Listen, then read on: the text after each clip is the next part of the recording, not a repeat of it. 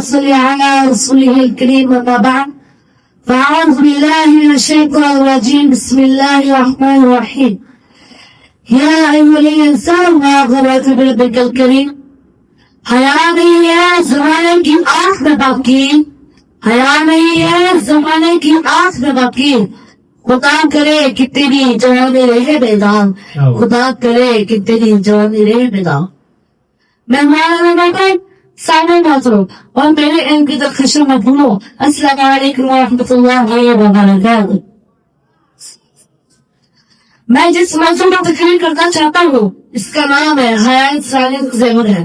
اور باب محفل اللہ تعالیٰ نے انسان مشرف المخلوقات بنایا ہے, اس سے عقل و شعور سے نوازا ہے اور زمین پر اپنا خلیفہ قرار دیا ہے. انسان کو جو صفات دوسروں سے ممتاز کرتی ہے ان میں سے ایک پر حیا بھی ہے. اسلام نے حیا کو بڑا مقام مرتبہ دیا ہے.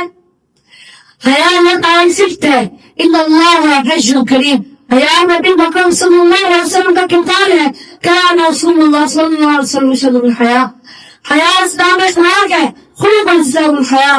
حیا نام کا شعبہ ہے الحیا شعبۃ من الایمان.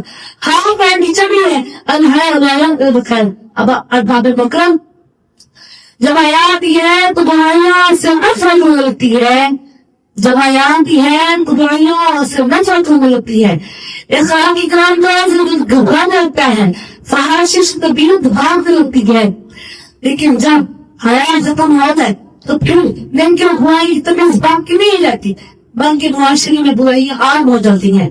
آج ہمارے دور میں جو فحاشی موجود ہے اس کی وجہ یہ ہے کہ آج شرم حیا کا جنازہ نکل چکا ہے.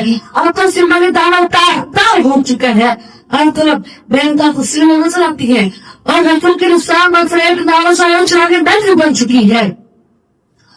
آج ہمارے دور میں جو فحاشی قانون ہے اس کی وجہ یہی ہے اور ہر طرح بینتا تصویریں نظر آتی ہے اور رسول کے نقصان اور فریب اور چلا کے ڈر بن چکی ہے.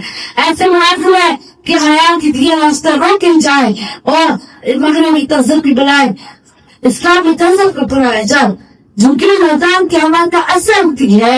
جھکی نظام قیامت کا اثر ہوتی ہے. کردار اور نکھر جاتا ہے شرمانے سے. کردار اور نکھر جاتا ہے شرمانے سے.